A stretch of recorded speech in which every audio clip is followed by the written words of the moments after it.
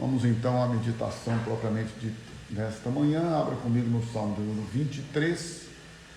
Este é um texto que Deus colocou no meu coração desde domingo passado, na reunião da noite, quando nós refletimos de forma breve, sucinta, mas que traz muito desafio, confiança, esperança e ânimo para as nossas vidas, não é verdade? Porque você e eu, como bem sabemos, a Bíblia diz, remindo o tempo por quantos dias são maus. Então nós temos visto claramente, à luz das Escrituras Sagradas, que a libertação do pecado, que a vida nova, nós temos visto claramente, à luz da Palavra de Deus, que somente Ele nos salva, porque Ele é o Deus dos impossíveis, aquilo que é impossível aos homens, e isto, salvar-se, ser salvo, experimentar salvação é uma coisa impossível aos homens, por isso que Deus faz, por isso que Deus opera, por isso que Deus salva os homens por meio do seu Filho Jesus. É aquilo que a palavra de Deus diz, o que é impossível aos homens é possível a Deus, por isso Ele é o Deus dos impossíveis. Ele nos salvou, nos libertou, nos fez morrer juntamente com Ele, nos ressuscitou, nos deu vida nova, espírito novo, a capacidade de ter a nossa mente renovada, transformada, mas a responsabilidade de andar com Deus, de ter vida com Deus, de caminhar com Ele, a responsabilidade de permanecermos firmes na palavra de Deus, não é de Deus, é sua, é minha. Nós somos os responsáveis por manter a nossa vida em intimidade com o Pai, em comunhão com Ele, em relacionamento com Ele. Deus jamais fecha, tapa os seus ouvidos para que nós não possamos falar com Ele, para não nos ouvir. Deus sempre vai nos ouvir. As mãos dele nunca estão retraídas, encolhidas, agravadas, impedidas de nos socorrer, de nos abençoar, de nos proteger. Porém, diz a Bíblia, os nossos pecados fazem separação entre nós e o nosso Deus. Daí a importância sempre de entendermos, Jesus Cristo nos liberta do pecado, da natureza pecaminosa, nos liberta da impiedade, da iniquidade, da corrupção, da maldade. É Ele, Jesus, quem nos liberta, dando a você e a mim uma nova natureza, um novo espírito, um novo coração, transformando a nossa mente, e a partir desta transformação, você e eu precisamos encher a nossa vida, precisamos encher a nossa mente, precisamos encher todo o nosso ser da palavra de Deus. Habite ricamente a palavra de Cristo em vós. Este é o mandamento. Errais não conhecendo as Escrituras nem o poder de Deus. Então, a responsabilidade é sua, é minha, é nossa. Tudo na nossa vida, meu irmão e minha irmã, já nos foi dado. Tudo que diz respeito à vida e à piedade já nos foi dado. Tudo que diz respeito à salvação e à eternidade já nos foi dado.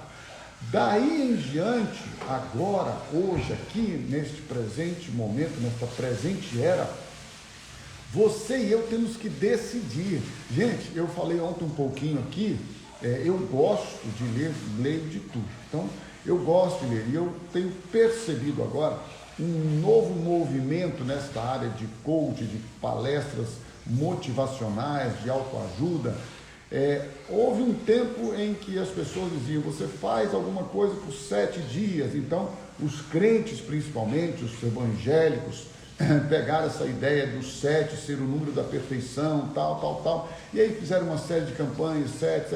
Aí depois arrumaram, alguns e disseram, não, para que se mude um hábito, 21 dias. Aí depois colocaram 40 dias, e eles vão estendendo os prazos, é interessante. E agora já tem uma turma aí dizendo o seguinte, você precisa desenvolver e permanecer e prevalecer e perseverar 6 meses. Eu acho isso muito legal, tudo isso eu acho maravilhoso, que as pessoas estejam para lá e para cá, mudando. A beleza disso tudo é o seguinte: a Bíblia tem 7 dias, 21 dias, 14, 28, 31, 33, 34, 35, 40, 50, 51, 57, escolhe um número, vai lá, escolhe, você é livre para escolher. Mas uma coisa eu vou te dizer: de a eternidade até a volta de Cristo, todos os dias nós precisamos perseverar, todos os dias nós precisamos da graça de Deus, do amor dele, do poder dele, da palavra dele, do Espírito dele. Então, se você quiser escolher 7, você escolhe. Agora escolhe 7, mas emenda com os próximos 7 e vai até a volta de Cristo. Se você escolher 21, vai com os seus 21 repetindo até a volta de Cristo. Se você escolher seus 40, vá com os 40 repetindo. Então é o seguinte, meu irmão e minha irmã, todo dia é dia do Senhor, todo dia é dia de celebrar, todo dia é dia de ser cheio do Espírito Santo, todo dia é dia de ser derramado, de derramar-se diante do Senhor. Todo dia é dia para adorar ao Senhor, porque aqueles que são filhos de Deus não adoram a Deus no domingo nem com música, adoram a Deus com a vida. A nossa vida é o nosso altar, é o nosso culto, é o nosso sacrifício para Ele, para a glória dEle, para viver para Ele. Bem, dito tudo isto, Salmo de número 23, nos lembra, é uma referência, um salmo que foi escrito há aproximadamente 3.000 anos e é tão atual como nunca, na verdade. Isso é coisa só de Deus, só Deus faz isso. Pega uma palavra dentro de uma analogia de 3.000 anos atrás, né? Davi, um homem que diz a Bíblia, dentro da perspectiva da velha aliança, obviamente, foi um homem segundo o coração de Deus. E este homem, né, voltado para a intimidade com o Senhor, ele então escreve esse salmo e diz: o Senhor é o meu pastor, eu de nada terei falta. E ele faz uma analogia, né, do pastor com as ovelhas e dos riscos que se correm, exemplificando algumas coisas interessantes, porque é só a título mesmo de ilustração, para você entender por que as ovelhas precisam de um pastor que as guie. Porque a ovelha, ela enxerga, ela tem uma nitidez de visão em torno de 6, 7, 8, 10 metros de distância. Mais do que isso, já é meio que vulto, ela não sabe muito bem o que está à sua frente. Então, por isso que ele diz que o pastor guia as ovelhas. As ovelhas não gostam de aproximar-se de torrentes de águas, de uma correnteza muito forte, de lugares íngremes. Elas não preferem, elas preferem achegar-se para alimentar, para saciar a sede em remansos. E é por isso que a Bíblia diz que ele nos leva a águas tranquilas, a pastos verdejantes. Nós já vimos que ele nos conduz, porque estes, mesmo em meio à sequidão, ao tempo da seca, como nós estamos entrando agora na nossa região aqui, as chuvas já estão, já muitos consideram que acabaram. Eu ainda tenho esperança de algumas chuvinhas agora em abril, mas dito isso, a gente sabe que as chuvas são escassas, e aí o capim vai secando, e a Bíblia diz que ele nos leva em pastos verdejantes. Por quê?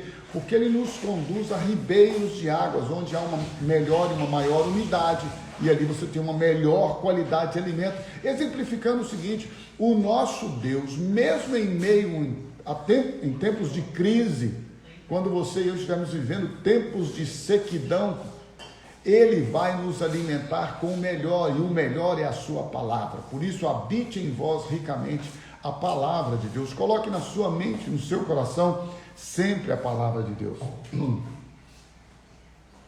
E o salmista então diz: mesmo quando eu andar por um vale de trevas e morte, algumas traduções dizem mesmo quando eu andar pelo vale da sombra da morte. Então, dizem os estudiosos que aqui é uma referência que Davi faz entre uma trilha, entre um trecho de estrada de Jerusalém ao Mar Morto. Há um trecho, ou pelo menos existia uma trilha, talvez esteja lá ainda hoje, e essa trilha tinha percursos períodos nesta trilha em que haviam ribanceiras, em que haviam abismos, em que haviam lugares que eram muito perigosos de se passar. E então diz assim, olha, mesmo que eu ande por um vale de trevas e mortes, não temerei, pois tu estás comigo, a tua vara e o teu cajado me guiam, me consolam, me protegem. É o que o pastor faz, guiando, segurando. Assim faz Jesus com você e comigo neste tempo. Ainda que nós estejamos inseguros, ainda que nós estejamos vivendo em meio a esta pandemia, trazendo todo tipo de danos, de mortes, de trevas, nós sabemos que o Senhor é o nosso pastor, nós não teremos falta de nada e que Ele vai guiar os nossos passos em segurança, porque veja, meu irmão e minha irmã, é melhor andar por um caminho estreito, com a luz, com a palavra de Deus, com o guiar do pastor, do que andar por um caminho largo, muito largo. Pode ser uma estrada de 10 metros, 15 metros de largura, e você está em trevas, porque em trevas, por mais largo que seja este caminho, ele te conduzirá à morte, ele te conduzirá ao abismo, você não enxerga, e você não vai perceber, e você vai andar em zigue-zague, e de repente você vai perder-se, vai cair, mas quando você está sendo guiado, protegido, guardado pelo pastor, pelo sumo sacerdote, por aquele que é o Senhor dos senhores, o Rei dos reis, o Rei de toda a terra, Ele te guia, Ele te guarda, Ele te protege, e esta proteção te leva ao descanso, à segurança, à confiança, ao ponto então do salmista dizer, preparas um banquete, preparas para mim, põe a mesa, porque é só legal a gente lembrar que para não ficar uma coisa totalmente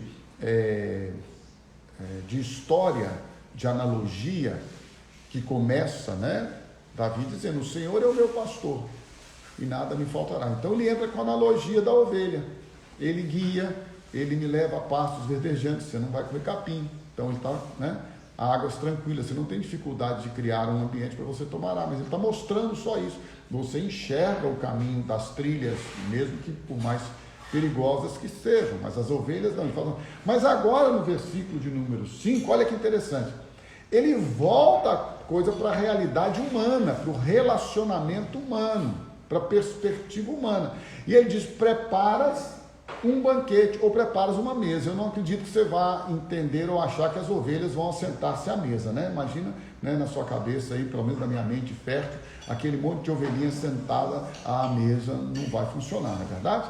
Então ele diz, preparas um banquete para mim à vista ou na presença dos meus inimigos. Por que, meu irmão e minha irmã? Porque você não tem condições de evitar que os seus inimigos te vejam, te observem. É verdade ou não? Você consegue? Eu estou isolado aqui no alto do vale, mas a pessoa manda um drone, né? Fica lá de baixo, bisbilhoteiro é bisbilhoteiro, fofoqueiro é fofoqueiro. Você sabe que normalmente a pessoa que não cuida da própria vida quer cuidar da vida dos outros, né? Eu espero que você não seja desses fofoqueiros aí, mas enfim, tem gente que é assim, não cuida da própria vida, não cuida da família, mas aí fica olhando dos outros, gente invejosa, amargurada. É muito triste, mas deixa essa gente para lá. Vamos voltar aqui para a palavra. Preparas um banquete, prepara uma mesa para mim, à vista ou na presença dos meus inimigos. Pode preparar, eles estão me vendo, não tem problema fazer o quê? Eu, é óbvio que eu não vou ficar expondo a minha vida para ninguém, mas quem quiser me esbilhotar e ver, vai ver o que eu posso fazer. Aí que é a diferença.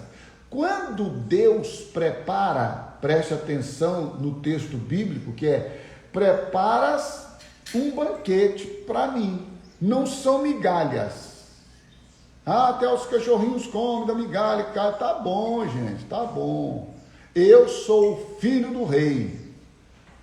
Ainda que eu tivesse rejeitado a paternidade daquele que me criou à sua imagem e semelhança, o dia que eu me arrependi e fui convertido por ele, ele disse, traga-o, dê banho, limpe, passe sobre ele o sangue do cordeiro, dê a ele vestes novas, dê a ele uma roupa nova, dê a ele agora uma imagem, uma identidade nova. Mas faz mais, calça-lhe os pés com a preparação do Evangelho, mas faz mais, coloca nele o anel, o selo da minha aliança, para dizer para ele, ainda que você tenha andado fora dos meus caminhos, com o seu arrependimento, com a sua conversão, eu celebro, eu renovo a minha aliança, aliança inquebrantável, aliança eterna com você, porque você é meu filho. Se você andou porventura, ou está andando porventura, longe dos princípios da palavra de Deus, se arrependa, se converta dos seus maus caminhos e lembre-se, o nosso Pai Celestial, o nosso Deus amoroso, Ele jamais nos rejeita, Ele jamais tem os seus ouvidos agravados, enfermos, suas mãos encolhidas, para não poder ouvir-nos ou salvar-nos.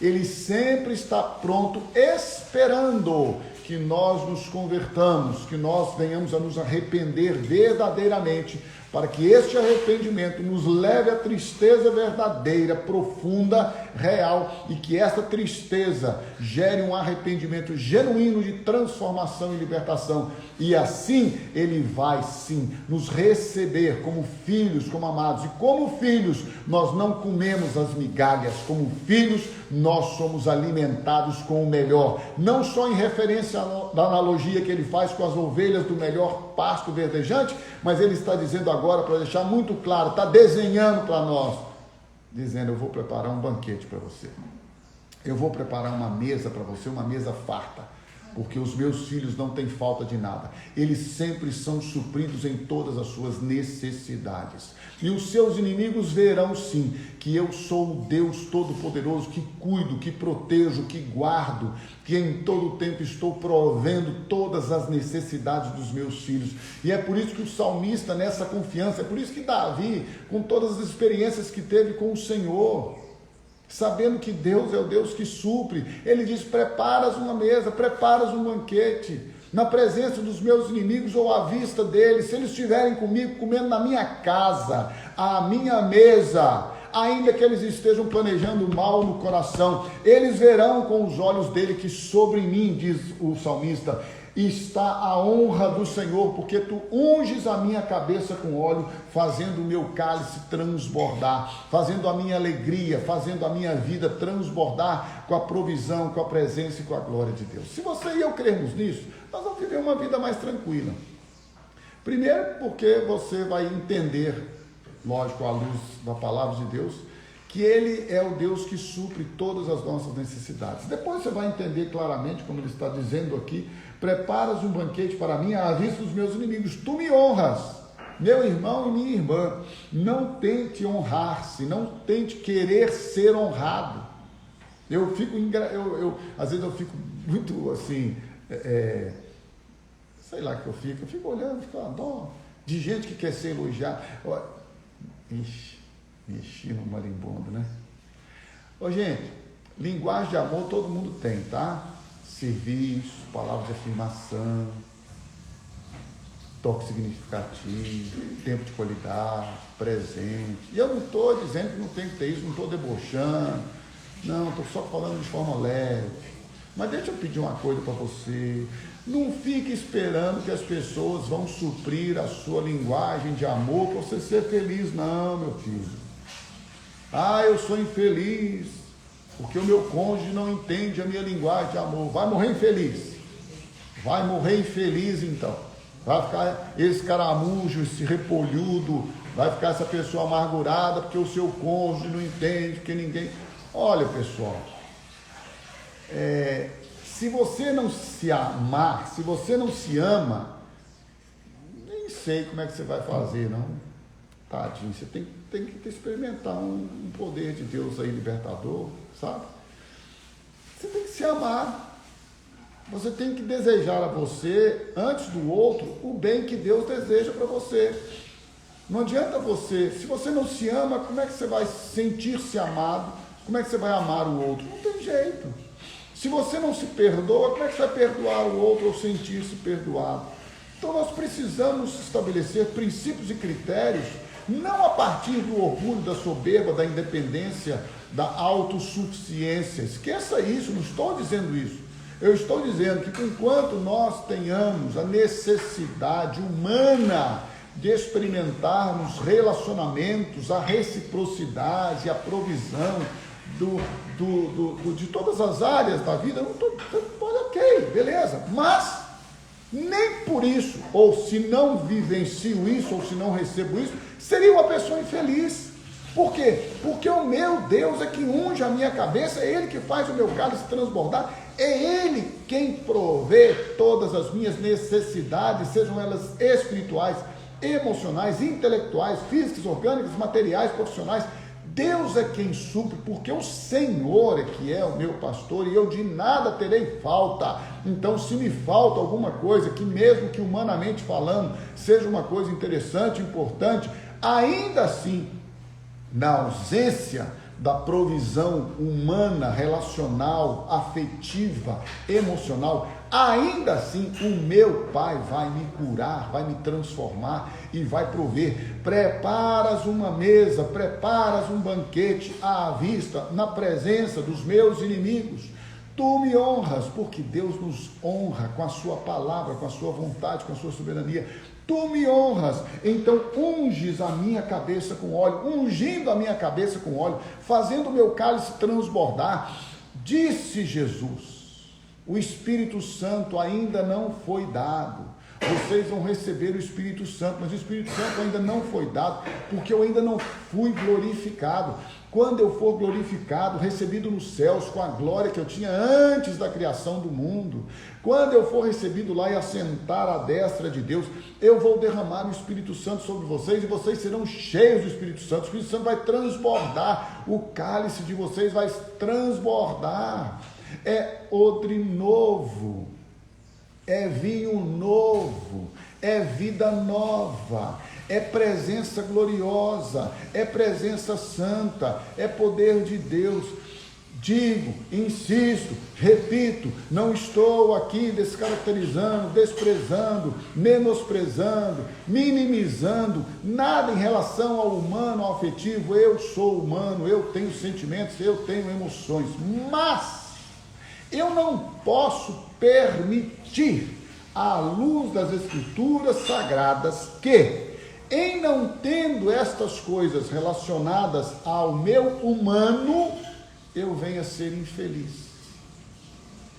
Porque minha felicidade não pode vir, não pode ser sustentada, suprida, minha felicidade, pelas circunstâncias, pelas situações ou pelas pessoas.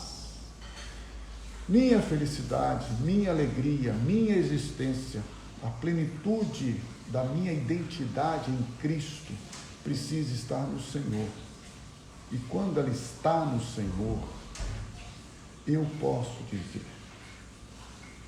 sei que a bondade e a fidelidade me acompanharão todos os dias da minha vida. Todos os dias.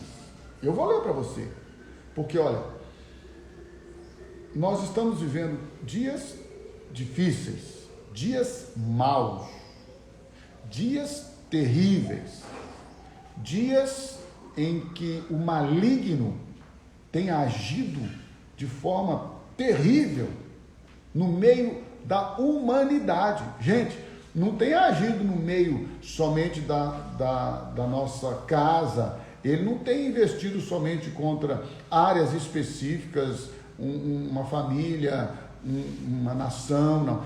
A terra está sofrendo, a terra está abalada por esta pandemia.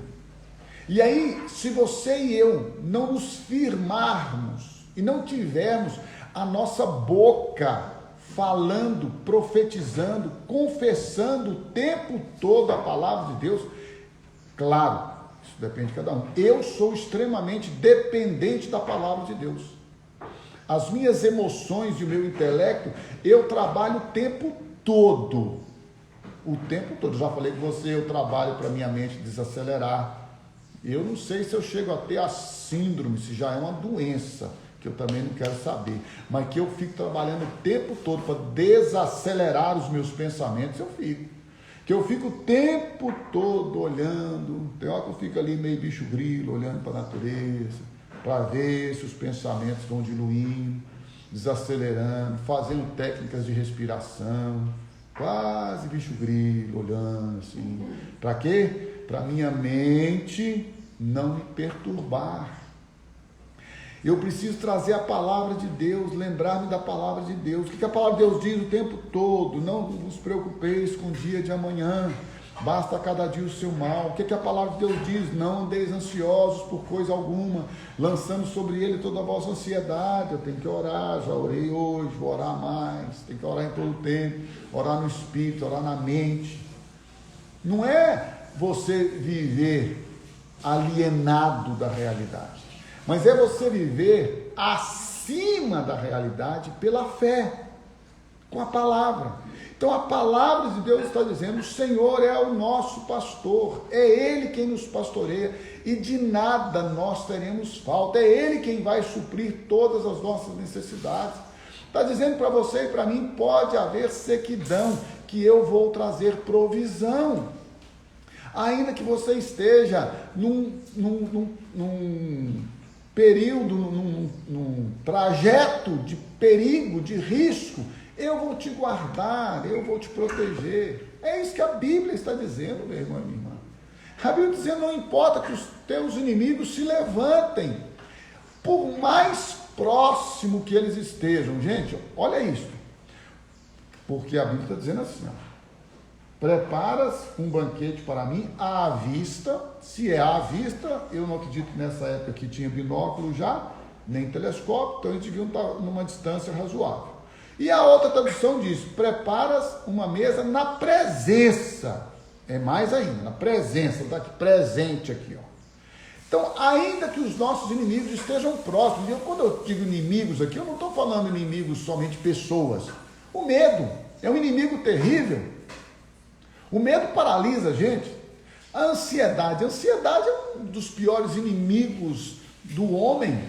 Meu irmão, antes da depressão, que muitas vezes leva as pessoas ao suicídio, antes da depressão, sempre vem a ansiedade. E a ansiedade, ela é desencadeada por uma insegurança com o amanhã. Por que nós ficamos ansiosos?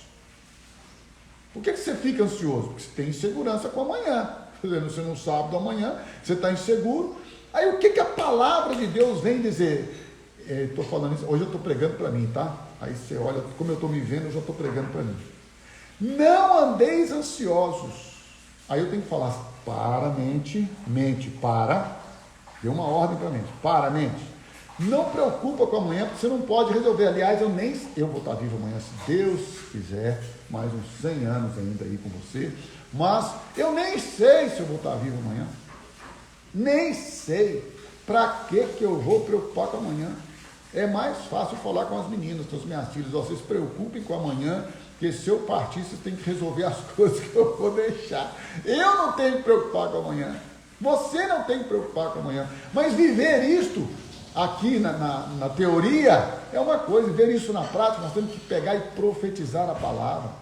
Nós temos que trazer isso para nós de uma maneira poderosa, dizer: não, mente, para, sossega, o meu Deus é o Deus de provisão. A palavra banquete, preparas uma mesa, é dizendo assim: olha, vai ter provisão, Deus vai suprir, não tenha medo, não ande ansioso, não fique ansioso, trabalhe na sua mente. Ele vai te ungir, ele vai te prover, o seu cálice vai transbordar. Você vai fluir, o Espírito Santo vai fluir de dentro de você como um rio caudaloso, com águas abundantes. Eu sempre faço na minha mente, eu sempre lembro das cataratas de Foz do Iguaçu.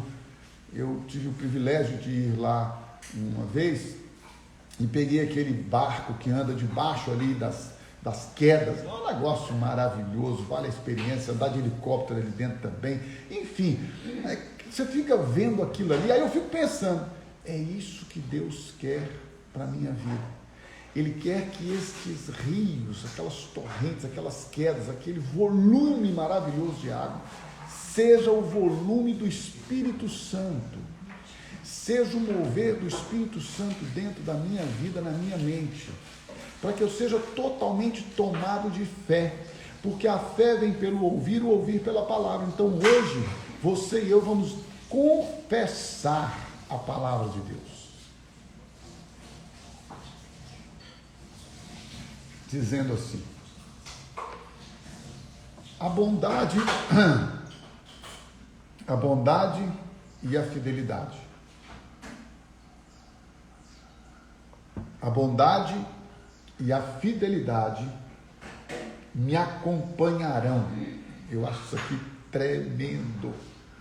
Todos os dias da minha vida. O quanto Deus é bom e o quanto Deus é fiel estará sobre a sua vida todos os dias. Hoje, quando você abriu os olhos, deu por consciente que você estava acordado, as misericórdias do Senhor foram renovadas sobre a sua vida. Hoje, quando você se levantou, Deus já tem preparado todo dia para você. Olha a nossa dificuldade. A Bíblia diz assim, que Deus trabalha para aqueles que nele esperam. Então, enquanto você dormia, Deus já planejou todo o seu dia. Deus já fez sua agenda, nós vimos isso ontem. Sua agenda de hoje está pronta, da parte dele. Agora, você sabe qual que é o sincronismo? Como é que você vai ajustar a sua agenda, a agenda que ele preparou para você? Esse é o ponto. A bondade e a fidelidade dele nunca te abandonarão. Está aqui, te acompanharão todos os dias. Todos os dias. Está te acompanhando. Hoje já começou e vai continuar. Então, é tempo só de você agora ajustar. Pegar a ansiedade, a inquietude, lançar sobre ele, jogar para trás e dizer: Senhor, hoje eu vou viver confiando, confessando a tua palavra. Então, o desafio para nós neste dia, nesta quinta-feira, é esse aqui: a bondade, fidelidade do Senhor te acompanharão, estão com você todos os dias. Não desanime. Não se renda, não se prostre diante dos problemas. Se prostre, se curve, dobre os seus joelhos diante do Senhor, o Todo-Poderoso, que tem o poder de desfazer, de resolver todos os seus problemas. Problemas, nós os tivemos ontem, os teremos hoje, no decorrer do dia e amanhã. O importante é não andarmos ansiosos, não deixarmos a ansiedade tomar conta do nosso coração e confiarmos nele, na sua bondade e na sua fidelidade. Porque se ele prometeu, diz a palavra dele, ele é fiel para cumprir. E ele vai cumprir na sua vida toda a bondade, toda a fidelidade dele. Porque ele te ama, porque ele quer, deseja o melhor para a sua vida. E lembre-se, nunca se esqueça, o melhor de Deus, sua boa, agradável e perfeita vontade sempre está por vir. Que o Senhor te abençoe, te renove, que o Senhor te dê graça abundante neste dia e que possa ser um dia que você receba a paz que vem dele, que esta paz guarde o seu coração e possa transbordar na sua vida o amor e a alegria do Espírito Santo.